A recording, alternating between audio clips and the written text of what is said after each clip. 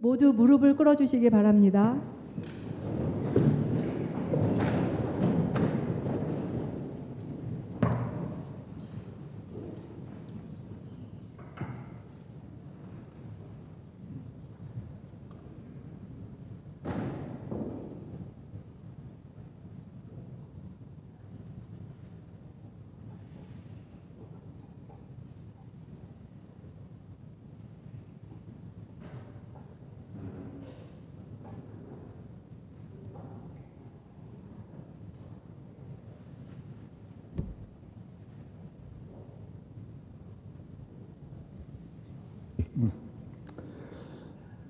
예, 함께 기도하고 시작하겠습니다. 성부와 성자와 성령의 이름으로. 오소서 성령님, 저희 마음을 성령으로 가득 채우시어 저희 안에 사랑의 불이 타오르게 하소서. 주님의 성령을 보내소서. 저희가 새로워지리이다. 또한 오늘이가 새롭게 되리이다. 기도합시다. 하느님, 성령의 빛으로 저희 마음을 비추시어 바르게 생각하고 언제나 성령의 위로를 받아 누리게 하소서. 우리 주 그리스도를 통하여 비나이다. 성부와 성자와 성령의 이름으로. 네, 자리에 앉으시기 바랍니다.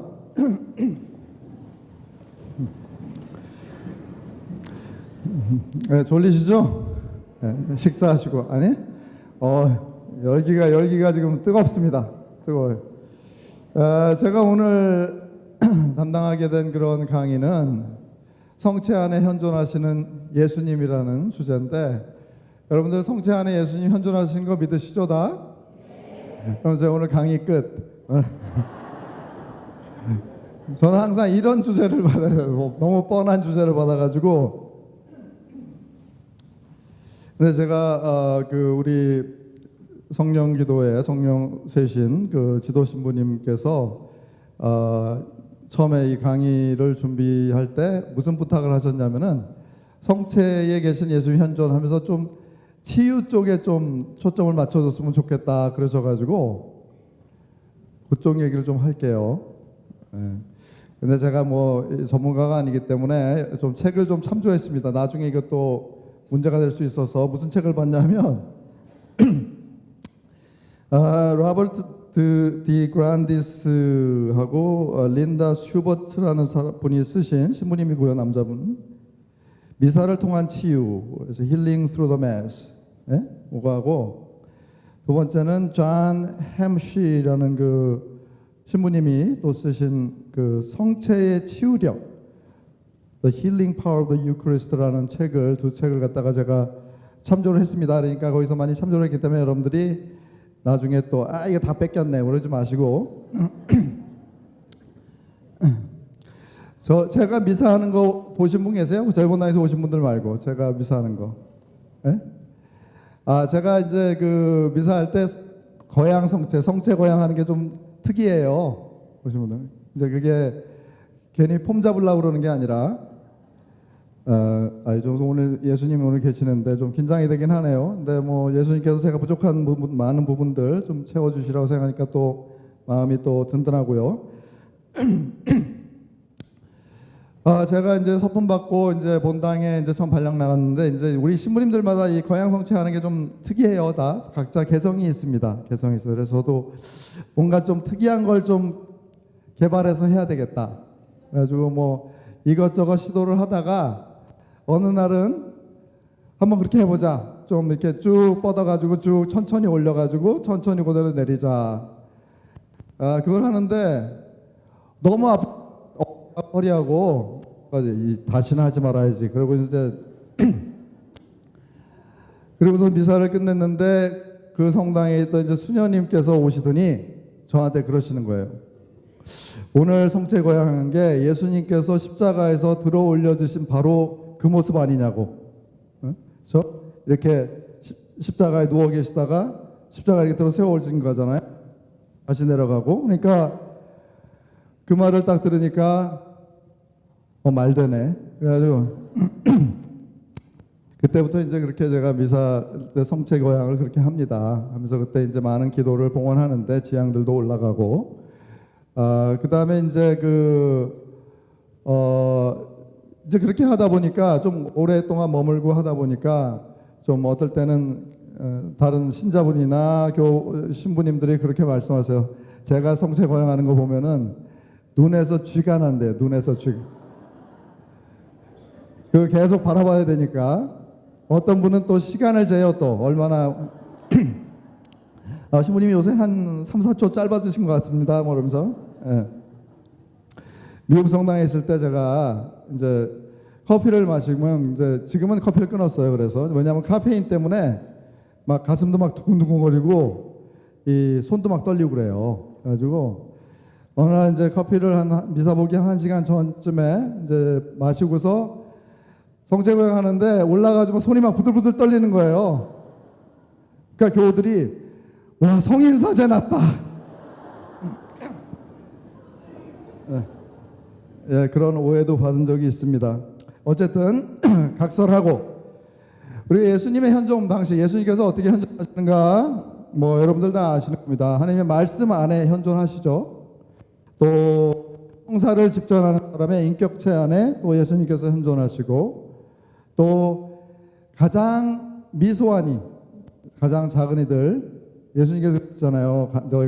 내가 배고팠을 때 먹을 것을 줬고 막 가장 미소한 안에서 또 예수님께서 현존하시고, 당신이 또 회중 안에 예수님께서 현존하십니다. 마태복음 18장 9절에서 20절 보면은 이런 대목이 나오죠. 너희 가운데 두 사람이 이 땅에서 마음을 모아 무엇이든 청하면 하늘에 계신 내 아버지께서 이루어 주실 것이다. 두 사람이나 세 사람이라도 내 이름으로 모인 곳에는 나도 함께 있기 때문이다. 네, 이렇게 예수님께서 지금 예수님의 이름으로 우리 모였잖아요. 여기 예수님께서 또 현존을 하십니다. 그리고 마지막으로 우리 오늘 지금 여기 우리 앞에 제대 위에 계신 성체 안에 성체이신 예수님께서 또 현존하고 계십니다.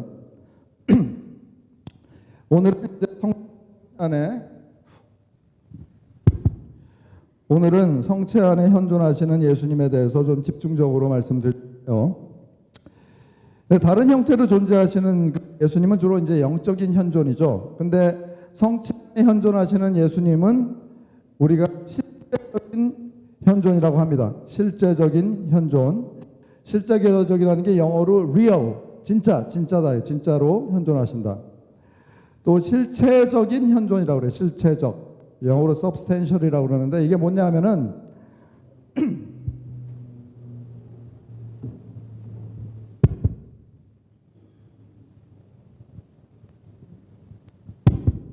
예, 이게 좀 나은 것 같아요. 그렇죠? 실체적이라는 거는 어떤 물건이 그 물건이게 하는 그 뭔가를 실체라고 그래요. 실체, 뭐 속성 그런데 속성은 그 물건의 뭐 냄새, 맛, 모양 뭐 이런 거고요. 간단하게 예를 들면 여러분들 그 콩으로 만든 고기 있죠. 콩으로 만든 고기 맛이 나는데 콩으로 만들었어. 그게 고기예요? 아니죠. 그게 고기이게 하는 실체가 없기 때문에 고기라고 하지 않습니다. 고기 맛이 나지만. 그렇죠? 그런 거예요. 그래서 성체는 속성이 뭐예요? 속성이 여기 우리 빵과 포도주, 그게 이제 뭐 빵의 냄새, 맛 그런 건데, 그 안에 실체는 뭐예요? 예수님의 실체가 계시다. 그래서 우리가 더 이상 이게 일반 빵이나 포도주가 아니라 예수님의 빵이고 예수님의 피고 그렇게 되는 거죠. 그 다음에 성사적 현존이라고 합니다. 사크라멘털. 성사 안에 성사로서 이게 성사는 뭐예요? 보이지 않는 은총에 보이는 표징. 이게 이제 성사인데 우리 빵과 포도주의 형상 안에 계시는 성사적으로 현존하시는 예수님이시다 하는 겁니다. 또 눈에 보인다 이거죠. 여러분들 보이잖아요. 눈에 보이잖아요. 또 우리가 만질 수 있고 예. 이런 것이 이제 성체 안에 현존하신 예수님이 좀 그분의 현존이 다른 현존과 다른 거다 하는 겁니다. 그럼 예수님께서 왜 성체로 우리에게 오시는가 하는 겁니다. 왜 오시죠? 예수님께서 성체로? 여러 가지 이유를 말씀드릴 수가 있겠지만 한마디로 말씀드리면 우리를 섬기기 위해서 오십니다. 섬기기 위해서. 마태복음 20장 28절에 보면 이런 대목이 나오죠. 사람의 아들도 섬김을 받으러 온 것이 아니라 섬기러 왔고 또 많은 이들의 몸값으로 자기 목숨을 바치러 왔다. 그렇게 예수님께서 이 세상에 오셔가지고 우리를 섬기셨잖아요. 끝까지 당신의 죽음과 가르치셨고 여러 가지 가르치시고 또 우리를 치유해 주시고 뭐 여러 가지로 그다음에 나중에 막판에는 우리를 위해서 돌아가시고 또 부활하시고 다 섬기는 거다. 우리를 위해서 다 섬기기 위해서 오시는 거다 하는 겁니다. 성체로서는 그럼 우리를 어떻게 섬기시는가? 2000년 전에 이 세상에 오셔서 우리를 섬기신 것과 똑같이 섬기신다는 거예요. 똑같이. 같은 예수님이니까요. 2000년 전에 오셨던, 돌아가셨던, 부활하셨던 그 예수님과 같은 예수님이 우리 성체로 이렇게 우리에게 오시니까 똑같이 섬기신다 하는 겁니다. 예수님과 이제 우리의 관계에 따라서 이 섬김의 유형이 좀 달라져요. 예수님과 우리의 관계에 따라서. 예수님과 우리의 관계를 나타내는 비유는 세 가지가 유명한 게 있죠. 좀 중요한 게 세 가지가. 첫째는 뭐죠? 스승과 제자. 스승과 제자. 그러니까 우리에게 가르치신다. 우리에게. 특히 당신의 모범으로. 제가 목 상태가 오늘 좀 안 좋습니다. 좀 양해해 주시고요.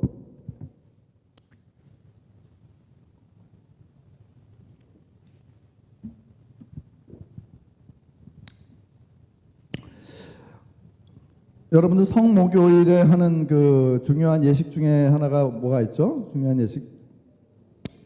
세종례, 발 닦는 거.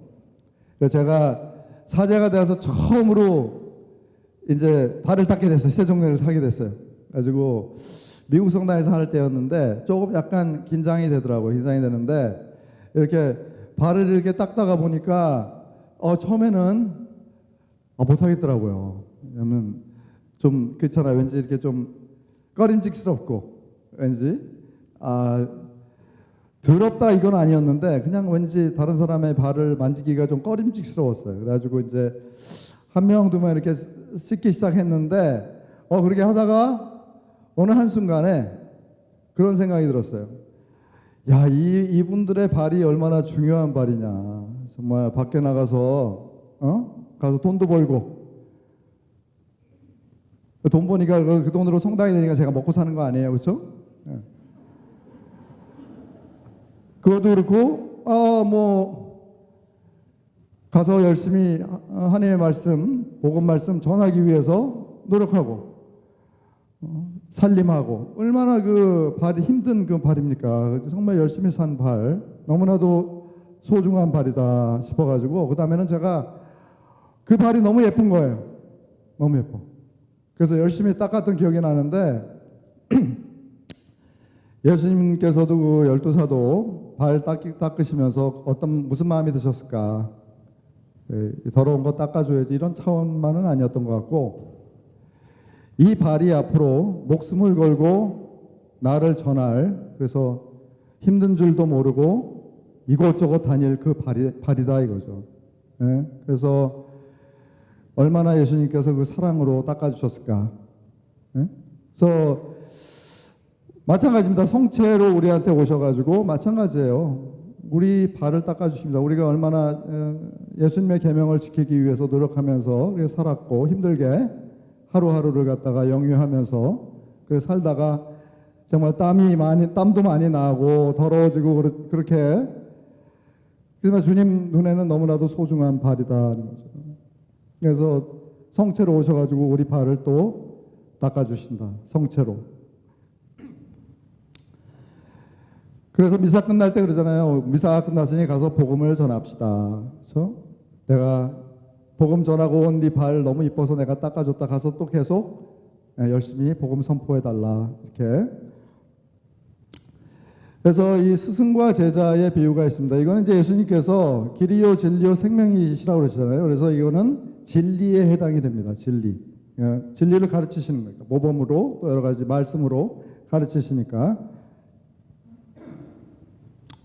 그 다음에 이제 다른 두 번째 비유가 뭐냐면은 목자와 양. 그래서 잃어버린 한 마리 양을 어깨에 메고 데리고 오시는 그런 목자의 참 선한 목자의 모습.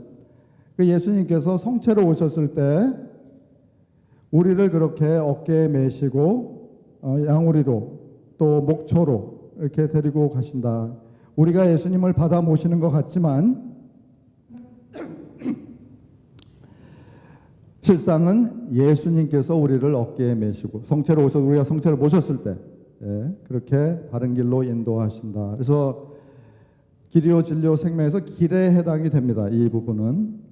또 세 번째는 포도나무와 가지의 비유죠. 나는 포도나무요 너희는 가지로다. 그래서 우리가 예수님 포도나무이신 예수님께 가지로서 붙어 있을 때 예수님께로부터 생명을 받는다, 생명을 얻는다 하는 겁니다. 우리가 성체를 통해서 예수님을 만날 때 그 만남은 일시적이지만 그 효과는 지속적이다 하는 겁니다. 우리가 예수님께 접붙여지는 거고 그분과 하나가 되는 겁니다. 마치 가지가 포도나무에 붙어 있는 것과 같이.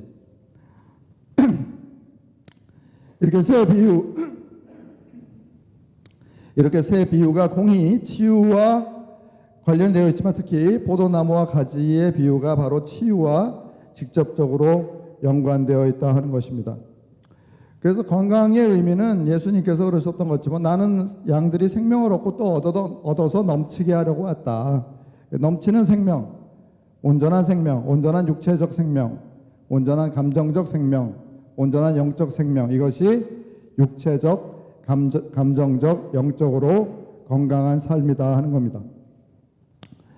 그래서 우선적으로 성체를 통해서 우리에게 건강이 주어진다. 예수님께서 나를 먹는 사람도 나로 말미암아 살 것이다 그러셨죠. 그래서 꾸준하게 또는 빈번하게 성체를 영하는 사람이 생명을 얻는다. 즉 건강이 주어진다. 한 번만 먹는 것이 아니다. 그래서 영성체 때 우리는 예수님을 만지고 예수님께서는 우리를 만지신다 하는 겁니다. 그 성체로서 우리를 치유하실 때 어떻게 치유를 하시냐? 두 가지 접근 방법을 쓰십니다. 의사들이 환자를 치유할 때 두 가지 접근법을 쓰죠. 하나는 병이 있는 것을 치유하고, 둘째는 예방적으로 병이 안 걸리게 예방하는 거죠. 그래서 우리를 치유하실 때, 특히 성체로서 우리를 치유하실 때 이 두 가지 접근 방법을 쓰신다 하는 겁니다. 예를 들어서 혼인 생활의 경우 행복하고 열매 풍성한 혼인 생활을 위한 기도를 해야 된다 했죠.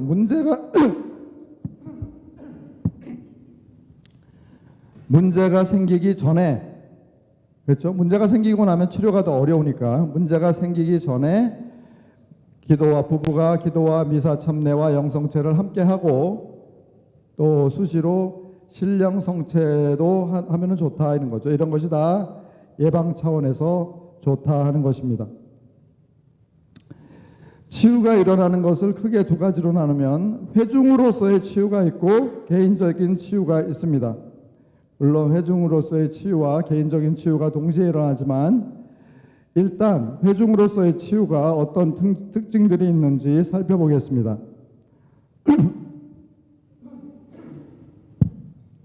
가장 큰 회중은 아무래도 미사죠. 그런데 이제 회중에서 어떻게 치유가 되냐면 한 사람이 예수님의 현존으로 마음이 이게 뜨거워지면 그것이 주변의 다른 사람들에게도 전달이 된다 하는 겁니다. 그러니까 다른 사람들도 불이 붙는다 하는 거죠. 예, 초대 교회 공동체가 그랬다는 겁니다. 초대 교회 공동체가 정말 뜨거웠다. 예, 그들은 말씀의 식탁과 성체의 식탁에서 양분을 섭취한 결과로 이적과 치유를 개인적으로 또 크리스찬 공동체적으로 체험할 수 있었다는 겁니다. 이렇게 뜨거웠는데 이게 한 4세기 정도까지만 갑니다. 그 다음부터는 이제 식기 시작하는데 나중에 결정적으로 이런 우리 회중이 모여서 미사할 때 이게 뜨겁지가 못하게 된 거는 영성체를 통해서 그런 은총, 치유 은총을 못 받은 거는 이 17세기에 있었던 그 얀세니즘이라는 이단이 중요한 역할을 했어요. 그게 이제 정적주의인데 뭐냐면은 이게 17세기 때 그 프랑스의 얀센이라는 주교가 이제 만들어낸 그런 만들어냈다기보다도 그 사람이 시작한 이단입니다. 뭐냐면 인간들은 기본적으로 영성체를 하기에 합당하지 않다. 그래서 잦은 영성체를 반대한 거죠. 그러니까 완전한 통회를 한 사람만이 고해성사를 볼 수 있고 그다음에 영성체를 할 수 있다 이렇게 주장을 했습니다. 물론 이 이단이 나중에 박멸이 됐는데 그 영향이 교회법에 남아서 예전에 지금은 아니지만 미사를 매주 가야 했지만 영성체는 한 달에 한 번밖에 못 할 때가 있었어요. 영성체는 한 달에 한 번밖에 못 해요. 그러니까 2주 전에 영성체 하기 2주 전에 2주 동안 열심히 열렬한 마음으로 준비를 하는 거예요. 그 다음에 영성체를 하고 나서는 또 2주 동안 영성체 한 거에 대해서 감사하는 시간을 보냅니다. 처음에는 이게 어느 정도 효과가 있었어요. 왜냐하면 사람들이 영성체 하기 위해서 준비 열심히 하고 끝나고도 감사 열심히 드리고. 근데 이게 나중에 문제가 생깁니다. 영성체를 자주 못하다 보니까 어떻게 되죠? 영적으로 건강하지 않게 되는 거죠, 사람들이. 그래서 이제 교황 비오 10세께서 영성체 자주 해라. 어린이들도 천영성체 일찍 해서 영성체 자주 해라. 그렇게 해서 오늘날에 이른 것입니다. 그 미사를 통해서 그 많은 그런 그 치유가 일어날 수가 있어요. 실제로 1986년도에 뉴욕 출신 사제가 이 아일랜드의 콜크시티라는 데서 미사를 집전하고 있을 때 그가 성체이신 예수님의 치유 능력에 대해서 말을 했어요. 모여있던 1000명의 교우들에게 이제 그분의 살과 피를 받아 모시면 우리의 질병이 치유될 것을 기대해야만 한다. 이렇게 얘기를 한 거예요. 근데 이제 영성체 때 진짜 막 병자들이 막 병이 났고 불구자들이 그들의 의자에서 뛰쳐나오고 어떤 여자분은 이제 그의 아기가 시각 장애인이었는데 눈이 떠진 것을 보고 울기도 하고 어떤 할머니 한 분이 휠체어에서 완전히 일어나신 거예요. 영성체 하고 나서 이런 이야기들이 이런 이제 기적들이 일어난 거죠. 그래서 주님께서는 오늘도 당신의 백성을 치유해 주신다. 미사 중에 그런 치유가 일어날 수 있다는 거예요. 우리가 성체 안에 계신 예수님의 현존을 믿는다면, 그분의 힘을 믿는다면, 또 그분께서 우리를 치유해 주고자 하는 그런 소망을 믿는다면, 그래서 그런 마음으로 우리가 성체이신 그분을 받아 모실 필요가 있다 하는 겁니다. 의사들이 포기하고 가족들이 포기하고 그래도 예수님께서는 포기하지 않으신다. 그분께서는 오늘도 여러분을 치유하시고자 이 자리로 부르셨어요. 이따가 여러분들 파견미사 하죠? 그때 그런 뜨거운 마음으로 믿는 마음으로 그럼 오늘 여기 기적이 많이 일어날 겁니다. 치유도 많이 일어나고. 개인적 치유를 말씀드리겠습니다. 이제 개인적으로는 전문가들 얘기는 이제 세 가지를 얘기하죠. 육체적인 치유가 있고, 감정적인 치유가 있습니다. 영어로 emotional 치유. 그다음에 영적인 치유가 있어요. 영적인 치유는 뭐냐면 우리가 기도 중에 혹은 은총 가운데 살 때 우리와 하느님과의 관계에 분란을 일으키는 그런 무질서를 치유하는 거다. 크게 얘기해서 뭐 내재적인 무질서가 있고요. 그다음에 외래적인 무질서가 있는데 내재적인 거는 뭐냐면 우리가 죄를 지어가지고 우리 안에 무질서가 생기는 거. 대죄, 소죄, 그다음에 악습들. 외래적인 무질서는 마귀의 공격, 사탄의 공격에 따른 그런 무질서다 하는 거죠.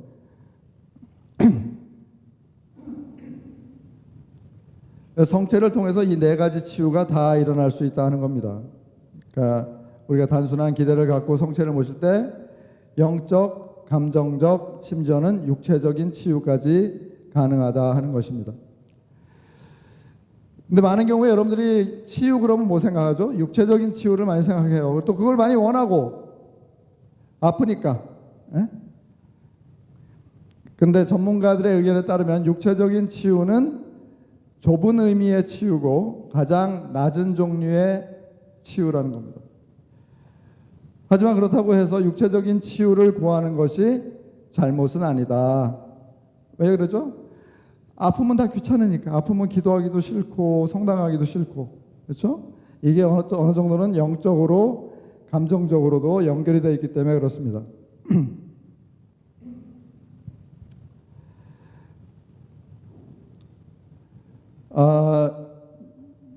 근데 이 육체적인 치유를 이제 가장 궁극적인 육체적인 치유가 뭔지 아세요? 가장 궁극적인 육체 치유는 일단은 죽음이래, 죽음. 죽으면 안 아프니까. 그래서 물론 이제 영혼은 좀 고통을 겪을 수가 있겠죠. 어디 저기 연옥이나 이런 데 가면. 근데 육체는 일단은 죽음으로 끝나는데 이제 그게 마지막 답은 아니고 마지막 날에 부활하잖아요. 영광스러운 몸이 되는 거. 그게 궁극적인 육체적인 치유라는 겁니다. 그래서 예수님께서 그러셨잖아요. 너희가 사람의 아들의 살을 먹지 않고 그의 피를 마시지 않으면 너희는 생명을 얻지 못한다. 그러나 내 살을 먹고 내 피를 마시는 사람은 영원한 생명을 얻고 나도 마지막 날에 그를 다시 살릴 것이다. 그래서 예수님께서 이렇게 성체하고 궁극적인 치유, 마지막 날에 육신에 부활하고 연결시켜 주신 이유는 우리가 먹고 마시는 성체가 부활하셔가지고 지금 천국에서 영광스러운 몸으로 계시는 그 예수님이기 때문입니다. 성체 예수님이. 그래서 이렇게 연결을 해주시는 거예요.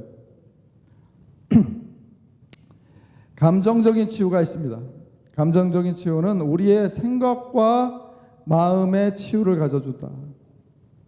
생각은 뭐예요? 영어로 마인드. 감정은 마음은 heart의 치유를 가져다 준다 하는 거죠. 여러분들 거룩함이라는 거가 뭐예요? 거룩함의 정의는 매 순간 하느님의 뜻을 행하는 겁니다. 매 순간 하느님의 뜻을 행하는 거예요. 하느님의 뜻을 행하기 위해서는 첫째 하느님의 뜻을 알아야 되겠죠. 먼저 지력. 알아야 된다 이죠. 내 마인드. 알아야 된다 이죠. 그리고 그 뜻을 실천하는 거, 그 뜻을 실천을 해야죠. 하나님의 뜻을. 그건 의지력, 내 마음. 이 지력과 의지력에 장애가 있으면 우리는 하나님의 뜻을 이행할 수가 없습니다. 이 장애들을 없애주는 것이 바로 은총인데요. 특히 성체를 통해서 우리는 이 은총을 크게 받을 수가 있다는 겁니다. 영성체나 성체 조배 등을 통해서 예수님께서 우리의 생각을 비추어 주신다. 그래서 그분의 뜻을 더욱 잘 인식할 수 있다 하는 겁니다. 저도 이렇게 좀 힘들고 그럴 때 성체 조배하고 영성체하고 그때 그분의 말씀을 드리려고 해요. 그러면은 정말 그런 위로가 되고 위안이 되는 그런 말씀을 해주십니다. 그래서 그분의 뜻을 더 잘 인식할 수 있고요. 또 예수님의 생각이 우리의 생각을 빛나는 신앙으로 비춰주고 복음의 진리를 인식하도록 도와준다. 그러니까 복음의 진리는 우리의 인간적인 본능으로 인해서 때로는 가려지고 덮여지죠. 그러다 그거를 싹 그런 구름들을 걷게 해준다. 성체로 오셔가지고 또 영성체는 우리를 변화시킵니다. 우리의 생각, 아이디어, 확신, 느낌을 조금씩 변화시킨다. 그래서 세상의 기준이 아니라 복음의 기준에 따라서 모든 일들을 판단하도록 이끈다. 우리의 바람, 우리의 소망도 변화시킨다. 우리의 소망, 우리의 선택들을 예수님의 소망과 선택에 일치시킨다 하는 겁니다.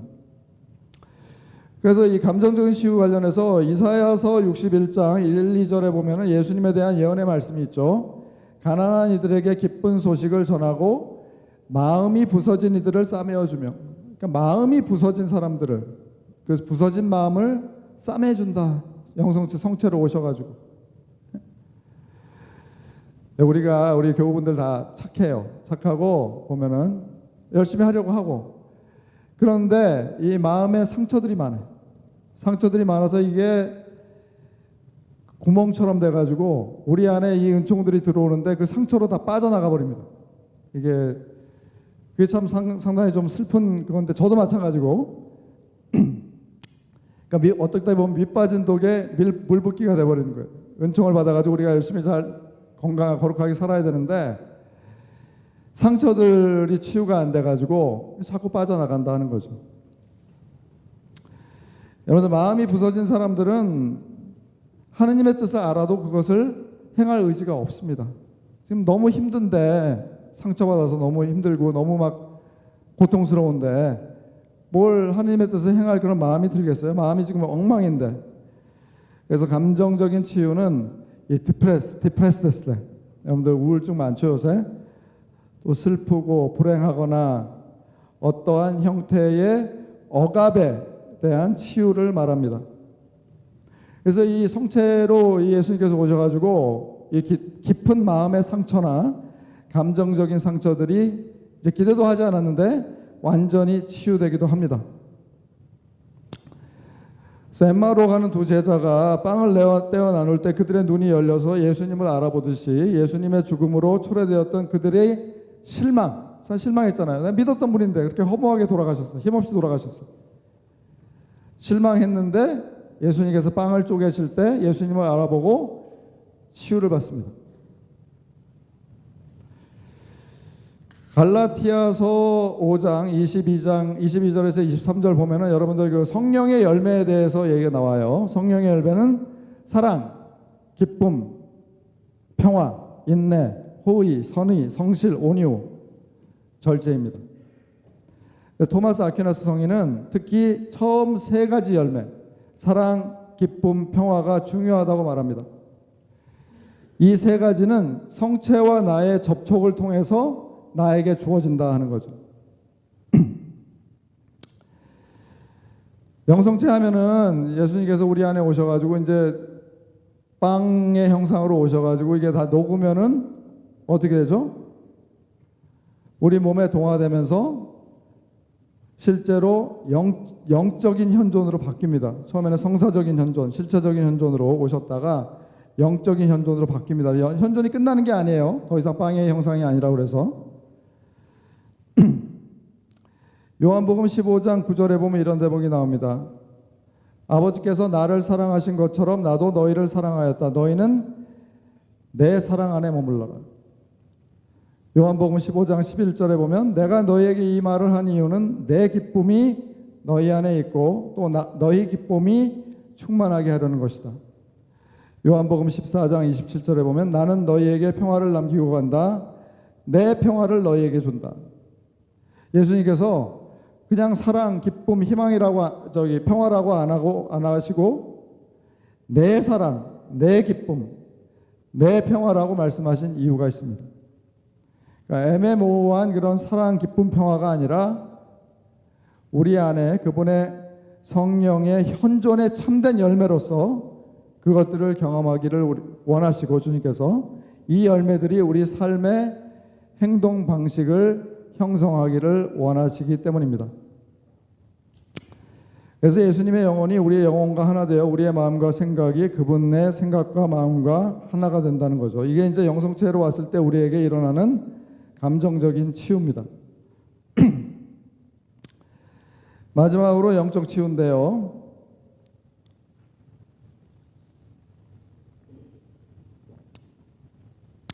제가 보기에는 이게 이제 가장 중요한 치유인데 사람들은 이제 이걸 잘 인식을 못하죠.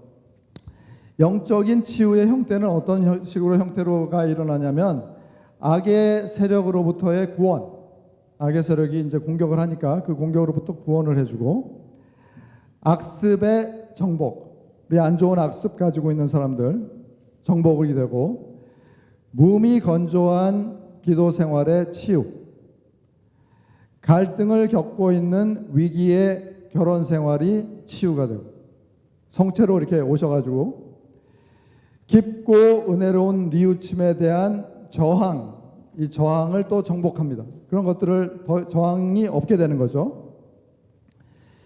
죄의식 극복. 죄의식은 뭐예요? 내가 나 자신을 잘 용서 못하는 거죠. 남이 고해성사도 봤는데 내가 내 자신을 용서를 잘 못하는 거예요. 내가 어떻게 이렇게 그런 행위를 했었지? 어떻게 내가 이렇게 바보같이 당했지? 자기를 용서를 못하는 거예요. 죄의식. 그거를 극복할 수 있도록 해준다. 용서하기 힘든 사람을 용서할 수 있도록. 이게 또 영성체, 성체로 우리에게 오셔가지고 주시는 영적인 치유다 하는 거죠. 그 다음에 하느님께 온전한 신뢰를 못 드리는 것을 치유해준다. 우리가 하느님 온전하게 신뢰할 수 있어요? 전 잘 못해요, 어떨 땐. 그때 성체로 오셔서 그걸 치유해 주신다 하는 거죠. 그래서 영성체를 통해서 이제 소재가 용서가 되고, 여러분들 미사 때 죄를 큰 죄 말고 작은 죄는 용서를 받는데 두 번 그렇게 용서를 받죠. 처음에는 참회절 때 전능하신 하나님 저에게 자비를 베푸시어 죄를 용서하시고 영원한 생명으로 이끌어 주소서. 예, 그때 우리가 작은 죄들 뉘우침을 용서받습니다.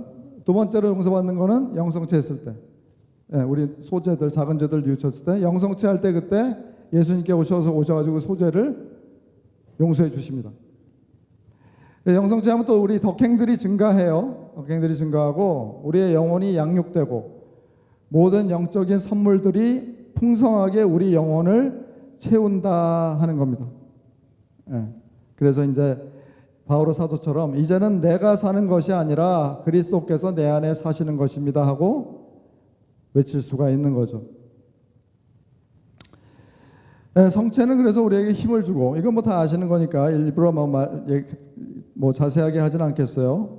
성체는 우리에게 힘을 준다.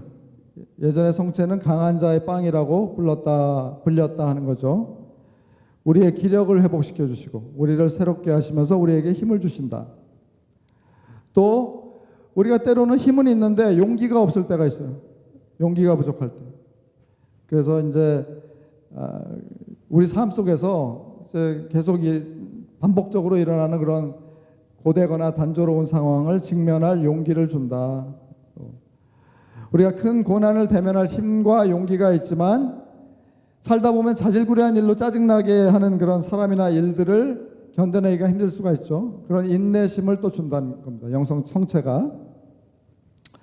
그래서 이렇게 이제 별로 대수롭지 않은 일들을 진짜로 대수롭지 않게 여기게 되죠, 우리가. 그리고 이런 일들이나 사람들에 대해서 우리가 자제할 수 있고, 심지어는 무시하거나 용서하거나 잊어버릴 수 있게끔 해준다 하는 겁니다. 성체가 그렇다는 거예요. 그래서 훌륭한 영성체를 하면 우리 안에서 증가된 하느님의 사랑은 우리를 하느님과 이웃에게 더욱 가까이 이끈다 하는 겁니다. 그래서 우리가 성체를 이렇게 자주 경건하게 모시면 우리가 눈으로 이렇게 매번 확인하지는 못해도 이런 치유들이 일어난다는 겁니다. 그게 이제 주님께서 그걸 원하시기 때문에 그래요. 그래서 우리가 필요한 거는 그걸 믿는 거죠. 또 죄로부터의 회방, 아까 얘기했죠. 그다음에 이제 사탄을 정복하고 그의 술책에 대해서 보호를 받는다. 이게 이제 외래적인 영적인 치유가 되겠습니다. 그래서 어떤 분은 이렇게 말을 해요. 저는 성체가 가장 위대한 치유의 성사라고 알아가고 있습니다. 또 모든 미사는 치유 예절입니다. 모든 미사는. 그런데 오늘날 왜 이런 치유들이 왜 안 일어나죠? 왜 안 일어납니까? 첫째는 믿음 부족. 성체 안에 계시는 예수님의 현존과 그분의 능력과 우리를 치유하고자 하시는 그분의 소망을 온전히 믿지 못하기 때문이다. 둘째는 사랑 부족, 이기적인 이유로 치유를 원하기 때문에 그렇다는 거죠. 하나님께 영광을 드리기 위해서가 아니라 고통으로부터 자유로워지기 위해서 치유를 원한다. 더욱 효과적으로 주님을 위해서 일하고 싶어서가 아니라 자기 자신들에게 초점을 맞추기에 예수님의 치유력이 제한을 받는다 하는 겁니다. 우리가 이렇게 많이 부족하지만 그래도 주님께서는 그런 우리를 있는 그대로 사랑하시고 우리와 함께 계속 일하신다 하는 겁니다. 정말 그거는 굿뉴스죠. 굿뉴스.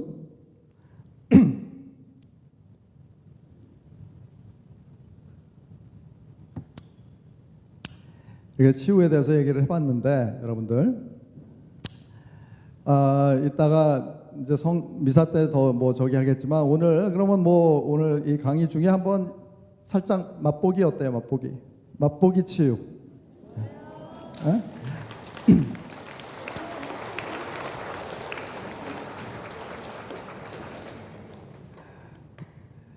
이제 좀 준비가 이렇게 딱 맛보기로 준비가 돼야지 이따 미사에서 그냥 뭐 엄청난 일들이 일어날 거 아니에요, 그렇죠? 대답 소리가 이렇게 작아.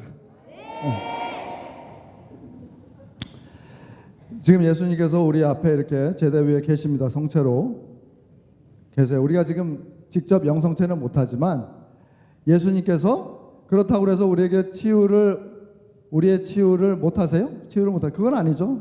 바로 앞에 계시니까. 그래서 한번 보겠습니다. 어떻게 예수님께서 치유를 해주시는지.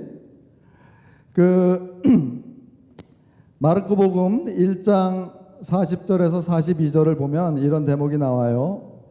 어떤 나병 환자가 예수님께 와서 도움을 청하였다. 그가 무릎을 꿇고 이렇게 말하였다. 스승님께서는 하고자 하시면 저를 깨끗하게 하실 수 있습니다. 예수님께서 가엾은 마음이 드셔서 손을 내밀어 그에게 대시며 말씀하셨다. 내가 하고자 하니 깨끗하게 되어라. 그러자 바로 나병이 가시고 그가 깨끗하게 되었다.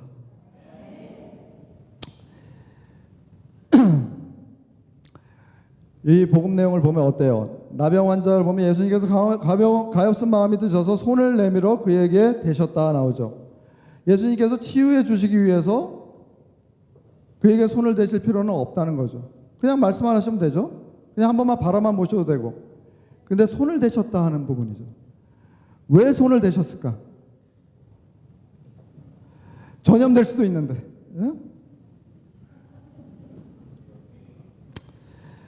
예? 손을 대심으로써 이제 나 환자가 이제 나병이 들었어요. 병 들은 건 둘째치고 일단 가족들하고 이제 떨어져 살아야 돼. 예? 가족들 못 봐요 이제. 그걸 혼자 이렇게 떨어져서 나 환자들 모여 사는 데가 살아야 되는데 가족들이 얼마나 보고 싶겠어요. 얼마나 그립겠어요. 얼마나 외롭겠어요. 그 외로움은 일단 병이 걸린 거에 대해서 내가 이제 천형이라고 그러지. 천형. 그것 때문에 외로운 데다가 하나님께로부터 버림받았다는 그런 생각까지. 이거는 진짜 외로움이 극에 달하죠. 그러니까 병도 병이지만 자기 몸을 갉아먹는 그 병이지만 그 외로움을 예수님께서 치유해 주신다는 거죠. 손을 대서. 그래서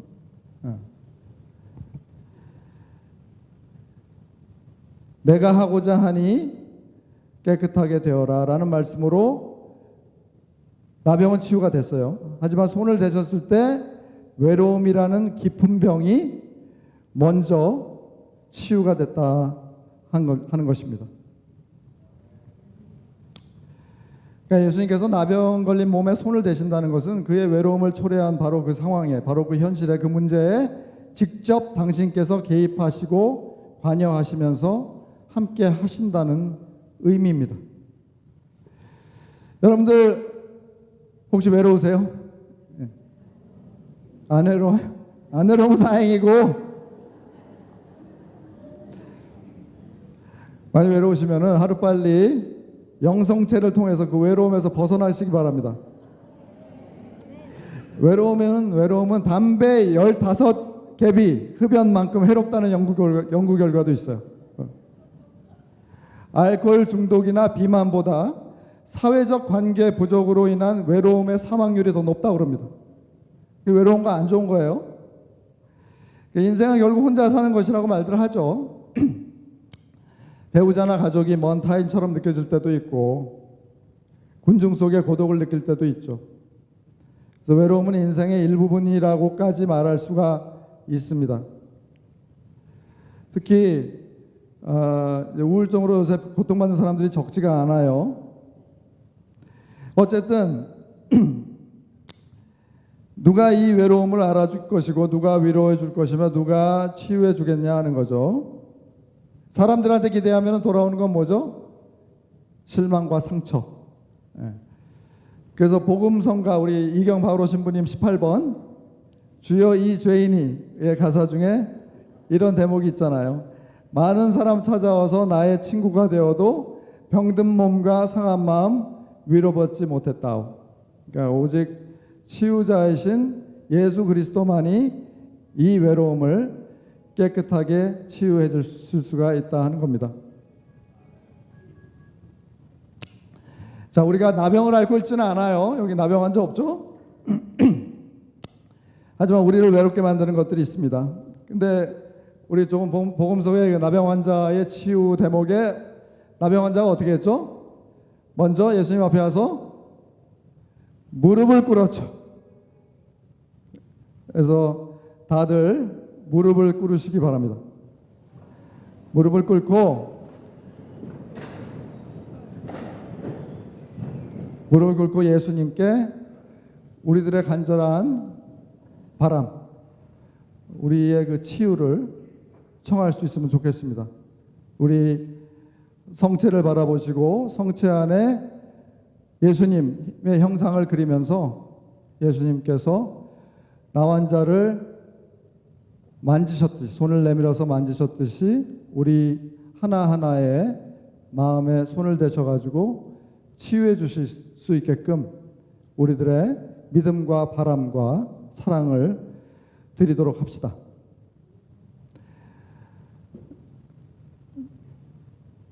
주님, 제가 병이 들어서 너무 아픕니다. 사람들이 와서 위로의 말을 해주지만 그 누구도 저의 고통을 대신해 줄 수 없습니다. 아프기 때문에 제가 고립되고 정상적인 생활을 못해서 자격지심까지 생깁니다. 그래서 너무 외롭습니다, 주님. 제가 간절히 하고 싶은 일이 있는데 여건이 안 됩니다. 주님, 그래서 마음속 병이 깊습니다. 너무 답답해서 외롭습니다. 주님, 제가 남몰래 실수를 했는데 그게 너무 부끄러워서 아무에게도 말 못하고 답답해서 외롭습니다. 주님, 제가 인종차별과 불이익을 당했는데도 영어를 잘 못해서 제대로 따지지도 못하고 그저 병아리 냉가슴 앓듯이 너무 외로웠습니다. 다 큰 자식들이 자주 찾아오지도 않고 안부 전화도 잘 안 해서 외롭습니다. 사람들이 저를 이용해 먹으려고만 하고 저를 무시할 때 외로움을 절감합니다. 주님, 제가 다른 사람들에게 이해받지 못하고 사람들이 제 마음을 몰라줄 때 너무너무 억울해서 외로웠습니다. 크게 배신을 당하고 나서 그리고 어처구니 없이 사기를 당하고 나서 아무도 신뢰할 수 없다고 생각되어서 너무 외로웠습니다. 사랑하는 이와 사별을 해서 특히 제 가족 중에 누군가가 그렇게 제 곁을 떠나서 정말 외롭습니다, 주님. 사랑하는 사람과 헤어져서 멀리 떨어져 살게 되어서 그리움이 사무쳐서 외로움과 쓸쓸함이 뼈저리게 느껴집니다. 주님, 제가 저 자신을 용서하지 못해서 그래서 그 죄의식 때문에 늘 마음이 어둡고 외롭습니다. 주님, 저는 심각한 중독이 있습니다. 삶이 피폐해지고 주위의 따가운 눈총과 시선을 견디지 못해 자꾸 폐쇄적이 되고 그저 혼자만 있고 싶습니다. 주님, 저는 저를 마땅히 사랑해야 할 사람들로부터 사랑을 받지 못하고 자랐습니다. 구박도 많이 받고 눈칫밥도 먹으면서 그렇게 자랐습니다. 늘 혼자라고 생각하고 지금까지 이렇게 살아왔는데 마음이 너무 아픕니다. 주님, 아무도 저에게 관심이 없는 것 같고 저는 늘 외톨이라서 정말 힘듭니다. 주님, 제가 너무 심한 고통을 받고 있는데 당신께서는 침묵 중에 대답이 없으셔서 당신께로부터 버림을 받았다고 느껴서 그 외로움이 너무나도 큽니다. 예수님께서는 외로움이라는 지독한 병으로 신음하고 있는 나에게 가엾은 마음을 가지시고 당신 애정의 손길을 대십니다. 예수님께서 성체 안에서 외로움에 지친 나에게 당신의 치유의 손을 대십니다. 당신과 나와의 접촉을 통해서 나의 외로움과 그 외로움의 원인을 치유해 주십니다. 그분의 손길에 나 자신을 열고 맡깁시다. 예수님께서 이렇게 말씀하시는 것과 같습니다. 나는 너의 외로움을 안다. 그 사무친 고독의 고통을, 그 아픔을 이해한다. 내가 그 외로움을 내 손으로 어루만져 준다. 그간 네가 받지 못한 애정 어린 손길을 너에게 준다.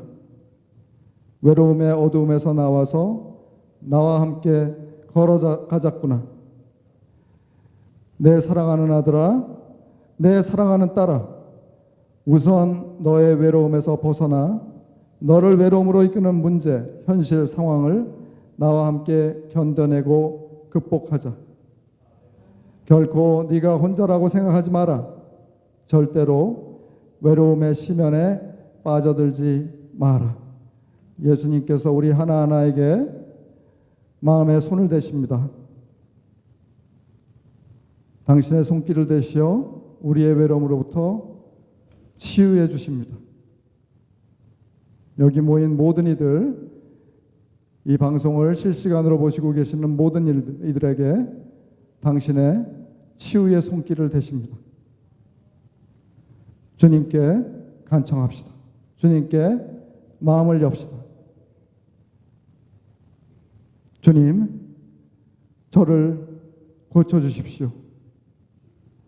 주님, 저를 치유해 주십시오. 주님, 저를 만져주십시오. 저에게 손을 대시어 저를 이 외로움으로부터 해방시켜 주소서.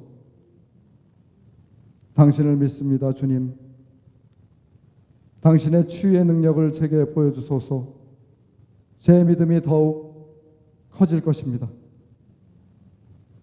당신의 자비를 저에게 보여주시고 당신의 연민 어린 그 눈길을 저에게 보여주시고 당신의 손길로 저를 치유해 주소서.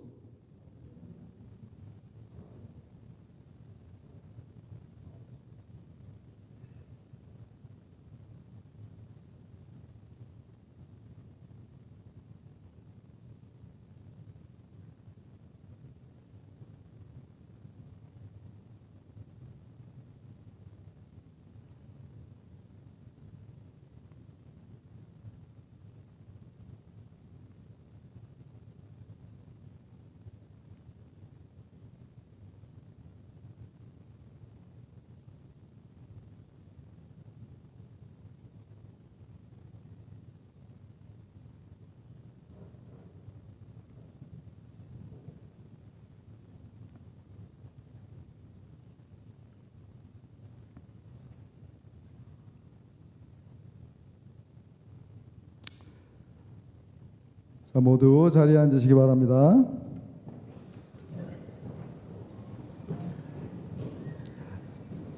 치유받으셨죠? 왜 대답이 없어요? 예, 여러분들 치유받았어요. 어떻게 알았냐? 이제 영적인 치유도 받고, 이제 여러분들 이제 삶 안에서 이제 그 열매들이, 치유의 열매들이 드러날 것입니다. 예. 이건 믿으셔야 돼요. 우리 그게 이제 우리의 신앙이고, 그러니까, 뭐, 별거 없는데 똑같은데 이러지 마시고, 실제적으로 치유가 일어났습니다. 치유는 일어났고, 그것이 우리 삶 속에서 어떻게 펼쳐질지, 그는 주님께 맡기면서 그 치유의 열매들을 맛보시기 바랍니다.